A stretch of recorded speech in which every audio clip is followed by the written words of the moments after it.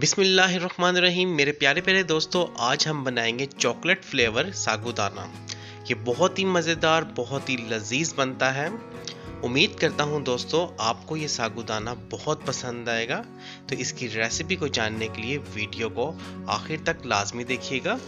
ये बहुत ही मज़ेदार किस्म की रेसिपी है, इसलिए आपसे गुजारिश है कि वीडियो को मिस मत कीजिएगा। तो वीडियो को स्टार्ट करने से पहले मेरी आपसे गुजारिश है कि मेरे चैनल को सब्सक्राइब कर दें और बेल आइकन पे क्लिक कर दें ताकि मेरी हर आने वाली नई वीडियो को नोटिफिकेशन आप तक बआसानी पहुंचता रहे। तो शुरू करते हैं अपनी रेसिपी को। तो प्यारे दोस्तों, सागूदाने की रेसिपी के लिए हमने लिया है सागूदाना तकरीबन 100 ग्राम। इसको हम डालते हैं एक बाउल में, और बाउल में हम डालने के बाद इसमें डालेंगे 1 कप पानी। आपने इस तरीके से पानी सागूदाने में डाल देना है और इसको हम छोड़ देंगे तकरीबन 1 से 1.5 घंटे के लिए। ये देखें इसने कितने अच्छे तरीके से पानी को जज्ब कर लिया है। तो अब दोस्तों स्टार्ट करते हैं। तो अब लेते हैं एक कढ़ाई, और कढ़ाई में हम डालेंगे तकरीबन 1 कप पानी। आपने इस तरीके से कढ़ाई में 1 कप पानी डाल देना है। उसके बाद हम डाल देंगे इसमें सागूदाना। तो आपने इस तरीके से सागूदाने को पानी में डाल देना है।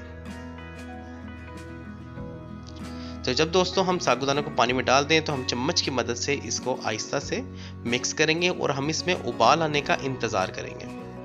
तो ले प्यारे दोस्तों, हमारे सागूदाने में उबाल आ गया है। बस अब हम इसका थिक होने का वेट करेंगे।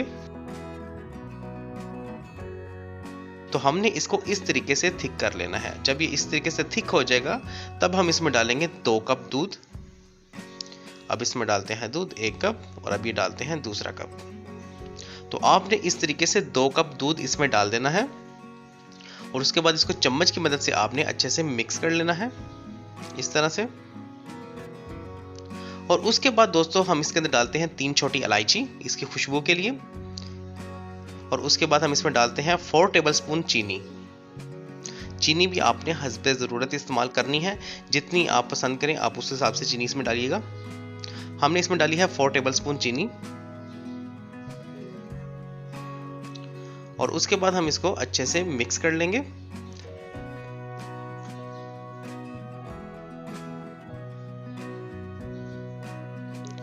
तो दोस्तों चीनी को मिक्स करने के बाद हम इसको टेस्ट करते हैं कि इसमें मीठा कैसा है।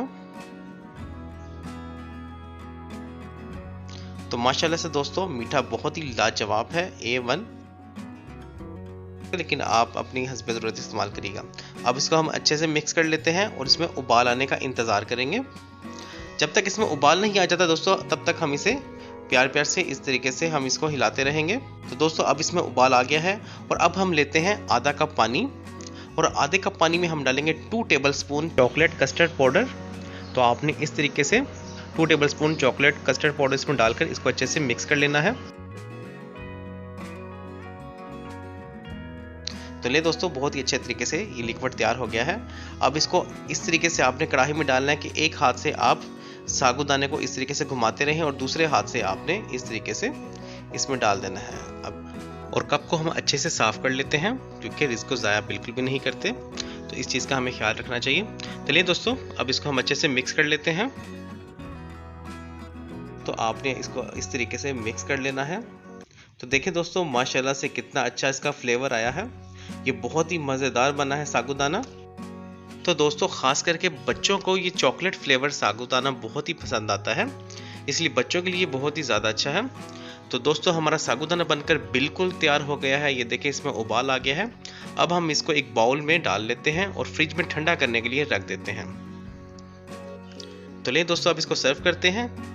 तो दोस्तों अब इसके ऊपर हम डालते हैं चॉकलेट पाउडर।